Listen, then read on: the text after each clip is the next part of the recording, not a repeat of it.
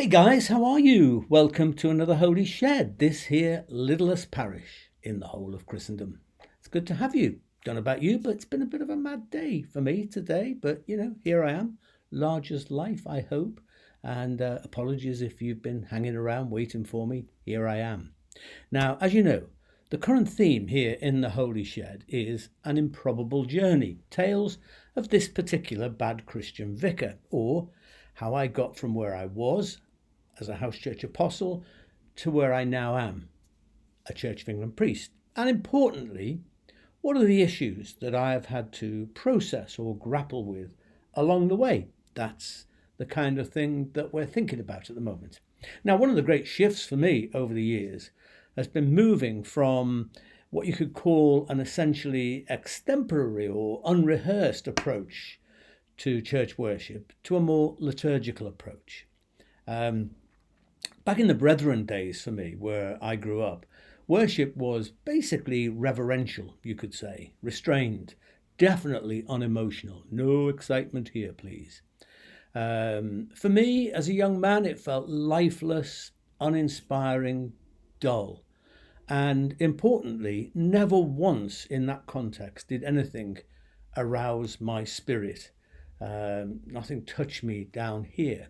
By contrast, what I experienced in the upper room of that large Victorian house in Liverpool that I've been telling you about was absolutely overwhelming, transformative. It was, you could say, I suppose, an existential experience of God in my life. There was laughter, there was joy, there was sometimes weeping, raised voices, hand clapping, even dancing in the presence of God. I loved it to bits at the time. I was ready for that. It taught me, basically, that faith can and must engage the emotions as well as the mind. And the core experience that I found there remains as a spiritual force in my life to this day, albeit, as I've explained, reinterpreted. Now, in the early days of the house church movement, worship was infectious, exciting, unpredictable, and the gatherings were warm and intimate, almost homespun in their very nature. Anyone could turn up with a guitar or a drum or a tambourine or whatever and just join. And it was all just, pleasantly sort of sitting around and it was very, very warming and exciting. But as the house church movement mushroomed and grew and spread across the country as well as other countries abroad, it became increasingly structured and managed. Worship, while still in theory spontaneous and led by the Spirit, as we used to say, became more professionalized. There were worship bands and worship leaders conducting everything. The whole thing became, in its own way, more predictable, more calculated, more controlled, and I would say more controlling in many ways. And in that world, liturgical worship is the antithesis to what was seen as real worship. Prayer books and liturgy were for those who didn't know how to pray for themselves, who engaged in what the Bible calls vain repetitions, who knew nothing of what it meant to be in the Spirit. But the thing is, after years in that being in the Spirit kind of tradition, I came to realize that one tradition, one rigid pattern, shall we say, had basically been replaced by another different one, arguably with less quality and content, but just as rigid and maybe more. Truth is, in more secular language, being extempore or led by the Spirit may amount to little more than being off the cuff or ad-libbed, which isn't a bad thing in itself. I believe prayer and worship needs an element of off the cuff. I'm a bit of an off the cuff kind of guy myself, but quality and depth requires something else. It requires thought and preparation, which, is in itself a work of the Spirit. It's not sort of, being in the Spirit or, writing and thinking about things. The two things really mesh into one. Now, one of the irritating characteristics of a lot of what you could call charismatic worship, which is what I'm talking about, is the constant plethora of songs and choruses and prayers that basically tell God how wonderful and great God is over and over and over ad nauseum. I mean, surely God must be weary of all of that, right? I know there's lots of praising God in the Psalms and stuff, but there's also poetry there. There's arguing with God. There's complaining to God. There's questioning. To me, any God who requires constant fawning and adulation, you're great, you're great, you're great, and all that, seems to me either to be, pretty insecure or egotistical. And I don't believe God is either of those things.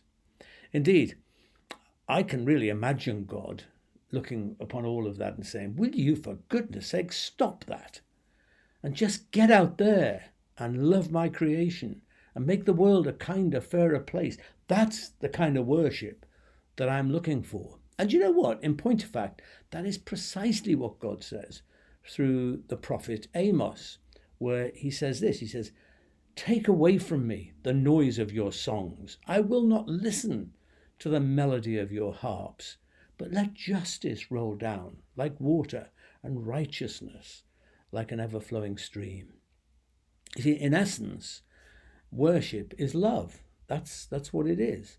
It's extravagant, committed love. It's love, not songs or words about love, but love in practice. And as I often say, kindness is just that, really, love in practice. So you could say that being kind, wherever you do it and to whomsoever, is in itself a form of worship. So anyway, over the years, I've found myself drawn more and more towards a more liturgical approach to prayers, which are thoughtfully conceived, crafted, hopefully poetic. Of course, yes, there is a place for talking to God in your own words, off the cuff. I pray like that all the time. But I also find that well-formed words and thoughts which have been crafted massively enrich our souls, enriches our understanding and our relationship of God. Now, I have to say, I'm not for a moment suggesting that liturgy is of itself enriching, much less scintillating. Far from it.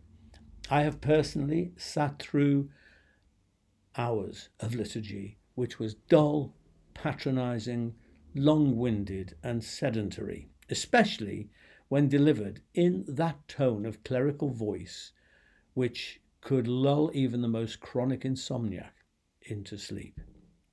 But I believe worship does need shape, and that comes from something which is thought about or prepared. I think it needs content that can touch the heart, bring comfort and nourish the soul, but also stimulate the mind and speak to our intellect. Part of this whole pleasure of liturgy for me is the joy of the church year. Different seasons and moods which mostly wonderfully mesh with the seasons of nature, well, in the northern hemisphere at least. I love it, that there are times of expectation and waiting in Advent. I love Advent, don't you? Times of great joy, like Christmas. Times of self-reflection during Lent, not, as I've said before, a season of guilt and shame, but a season of self-reflection, of opening ourselves afresh to the Spirit of God. I love it that there are times of identifying with suffering through Holy Week, not just focusing on the sufferings and death of Jesus, though that's central, but that as a doorway or as a window into the sufferings of our own world. There are times of new life, of resurrection in Easter, times of melancholy and loss in that remembrance season in the autumn round All Hallows, All Saints. And of course I love it too that there's loads and loads of what's called liturgically ordinary time. because that's kind of such a mirror of life, isn't it? We have these special times, we have down times, we have up times, we have all these sort of different times in life. But most of life, like most of the church year, is ordinary, and it's helpful to have an approach to God and to opening ourselves to God in worship, which recognizes that that's where we mostly find God, not in the special occasions, in the ordinary parts of life. For me, the church year is definitely one of the best bits of a liturgical tradition, because it so powerfully, or can so powerfully, echo and resonate with the seasons of the soul. So yes, I embrace wholeheartedly the liturgical approach, but I'm also a liturgical innovator. I think we need liturgies which are timeless, but we also need liturgies which are more ephemeral, which are relevant to a particular time or moment, but aren't going to be immortalized. And I think we need both of these things. At St. Luke's, where I was the vicar for 19 years or so, I maintained a liturgy which was recognizably Anglican. It was recognizable that we were part of the family of the Church of England, of the Anglican Church, especially in its shape. But I often, in fact, truth be known, mostly inserted different texts into the different categories of the kind of shape of the liturgy, if you like. And I chose them either from authorized alternatives. There are authorized alternatives, but also I would draw them from other sources elsewhere, or I wrote them myself. I often say that I'm a liturgical beachcomber. I'm always going around, picking up the pebbles, picking up the bits of wood and so on the beach, looking for prayers and texts that I think catch my attention and which I think may be useful, that I can insert somewhere, or which I can build on. And very often I would find, prayers or liturgies from other sources than, the given text of the Church of England. And I wouldn't use them as is, but I would perhaps rewrite them or doctor them or change them a little bit, so that they fitted into what I saw as the need of our community, and how this could be part of the enriching of the life of our community. One of my main goals in this whole exercise has been basically to connect with people and their spiritual needs and aspirations in ways that are helpful, which are relevant, and which are challenging too. I think that if all we do is, sit in our churches saying, this is how we do things here, please come and join us, well, mostly they won't. We need life-giving, soul-rejuvenating rituals and liturgies that connect with people in the context of today's world. David Tacey, who's a writer and an academic based in Melbourne, he runs a course in contemporary spirituality, which is every year oversubscribed, mostly with people who don't go anywhere near church, by the way, which is a revealing point in itself. And in one of his books, he argues that if religion is to have a future going forward in the 21st century, it must allow itself to be seen not only as an institution, but also as a mystery that can feed and nourish the spiritually starving world all around. And to do this, he says, churches must shift from being places simply of what he calls devotional worship to become what he names centers of existential spirituality. That's a bit of a mouthful, but it's a mouthful I like. Centers of existential spirituality. Maybe we can unpack all that on another occasion.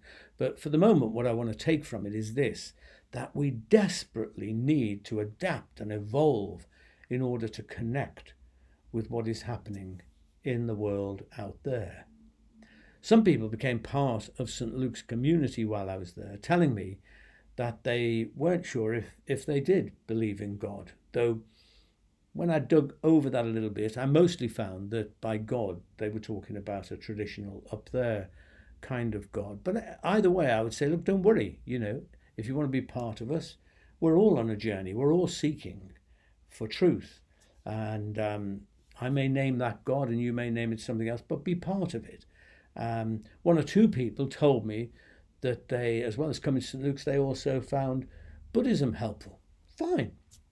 Some were those natural kind of stay in bed on Sunday morning types who happened to find something that was worth getting out of bed to come to. Some people came because I'd buried a family member, or because I'd married them, or because I'd christened their kids, all of which are wonderful opportunities to connect with folk at an existential level, talking their language, listening carefully to their needs and aspirations, offering food, real food for the soul, for the journey. So look, as I've already said, I made quite a lot of changes to the liturgy during my time at St. Luke's, and next time I'll tell you a little bit about some of those. But I believe in liturgy and ritual, but I don't think it's good enough simply to say, this is it, take it or leave it. Because as I say, I think apart from the good old faithful, most people will leave it. And, that'll be the fate of the church, I think, unless we change our attitude and do something about that. But let me finish by stressing that it isn't simply a case of coming up with newfangled words and fancy liturgies, because I think people do that sometimes, and it's sometimes just as bad. I think you can dig a wonderful new riverbed, but that doesn't mean that water is automatically going to flow down it. And I see liturgy and ritual as being just that, as being like riverbeds. And, liturgy and ritual needs something else. It needs spirit in order to bring life and joy and hope. And spirit doesn't simply happen because, we go away and pray about it and ask God to come and fill the riverbed, as it were. I think it's something that needs working at. And I believe the spirit, or the life force of God, the water in the river bed, if you like, becomes a reality through the manifestation of love, through goodness and kindness, through genuine, beautiful humanity, and God coming through that. I often feel that preparing a service for a church, preparing a ritual, or writing a prayer, creating a liturgy, is a little bit like cooking a meal, You need good ingredients, you need the right ingredients, but you also need that added extra, the saltiness of love, if you like. And I think it's that saltiness that brings spirit into what is happening.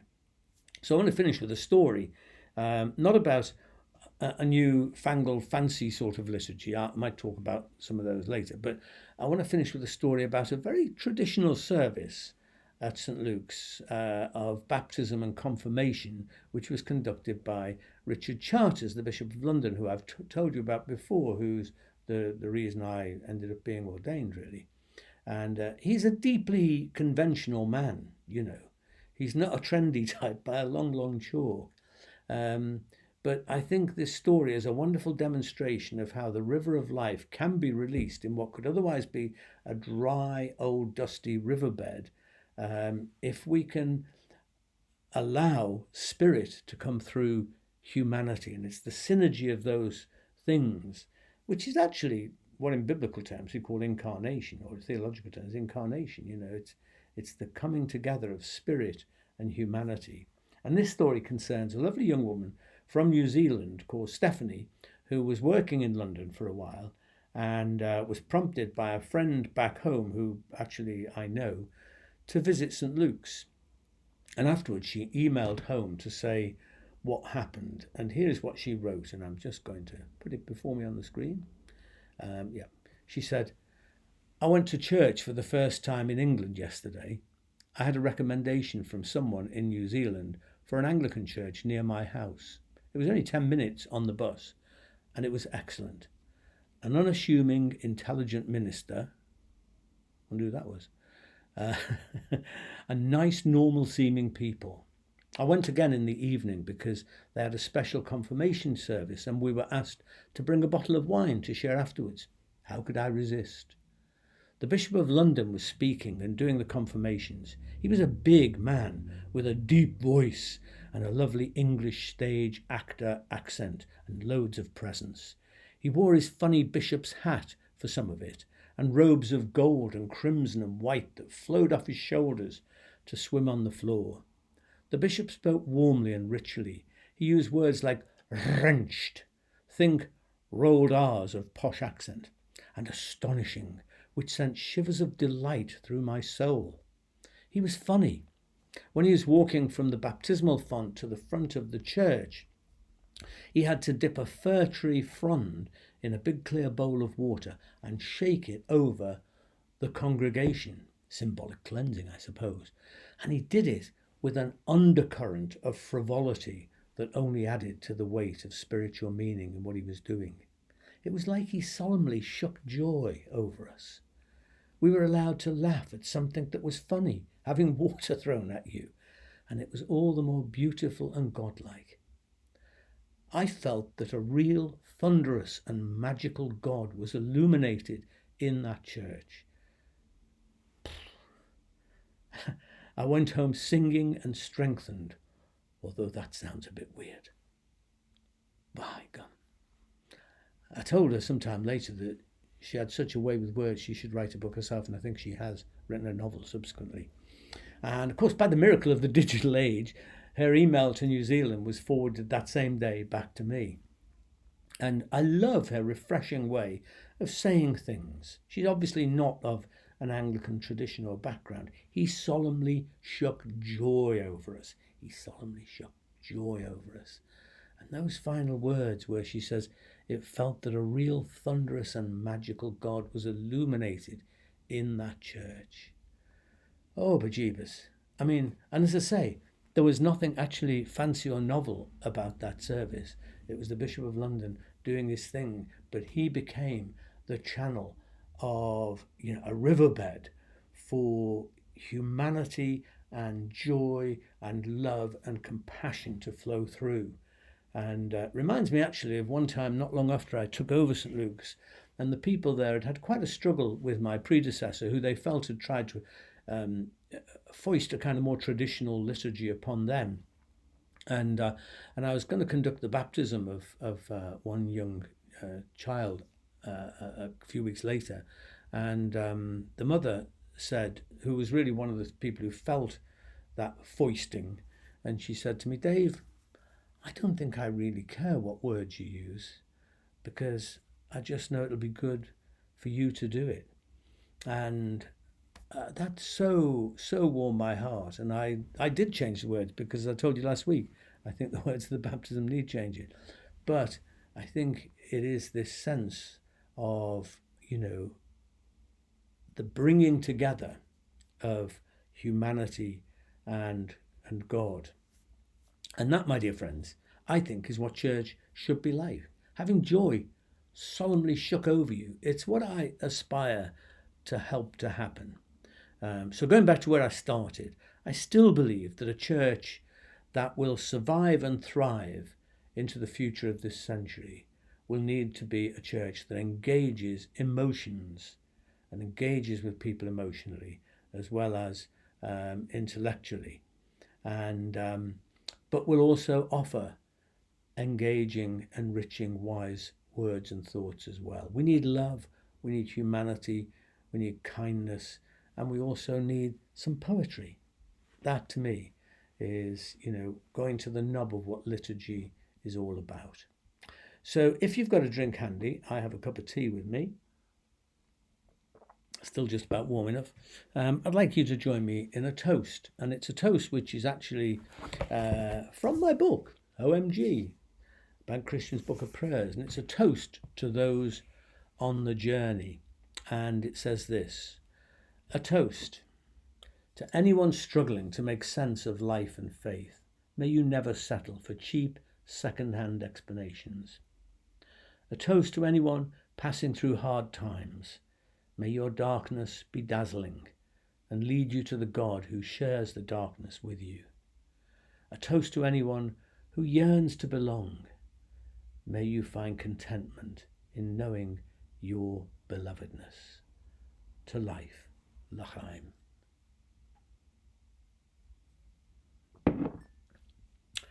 Well, there we go, dear friends. Thank you for being here with me today.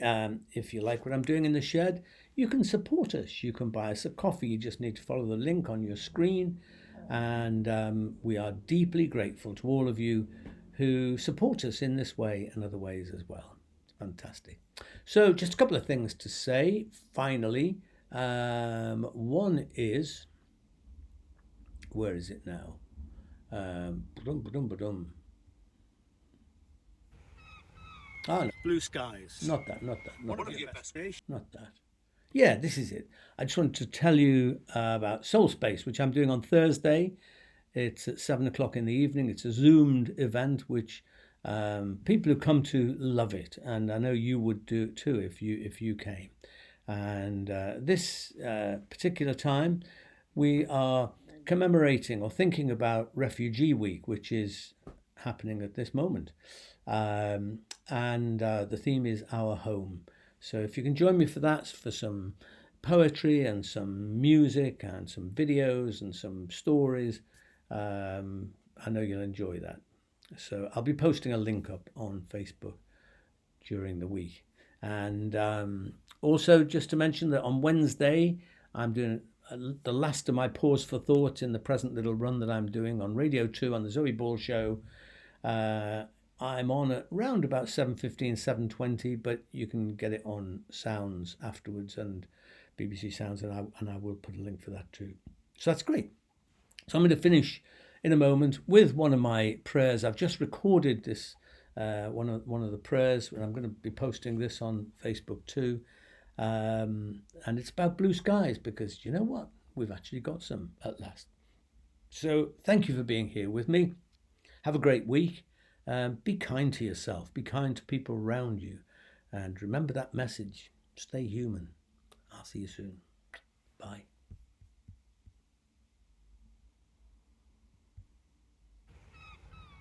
Blue skies. One of your best creations, if you don't mind me saying, God. I mean, after umpteen decades on this incredible globe, I've pretty much come to terms with dense grey clouds. Well, on a good day. But hallelujah, I say, for blue skies and sunshine. Especially in wintertime, when we can go weeks wondering who switched off the lights. It's as if a weight lifts from the soul, waking up, opening the curtains and finding, yes, blue skies at last. Once I lay in the snow on Parliament Hill and just gazed at the deep, dazzling blueness above. I know you don't live up there, not exclusively anyway, but it felt as if the blue sky was you, smiling at me. Maybe this is why blue is most people's favourite colour. Fact, I'm told. Because blue sky always helps us smile on the inside. Alice Walker said that it pisses you off when folk pass the colour purple in a field somewhere and don't notice it. Agreed. But who can walk under blue skies without noticing them or how that makes you feel? I love all the colours of this world. Red, yellow, green, purple.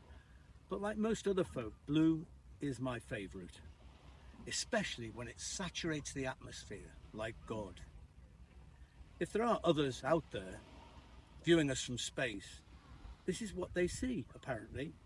A shining blue planet smiling at them in the midst of endless, inky darkness.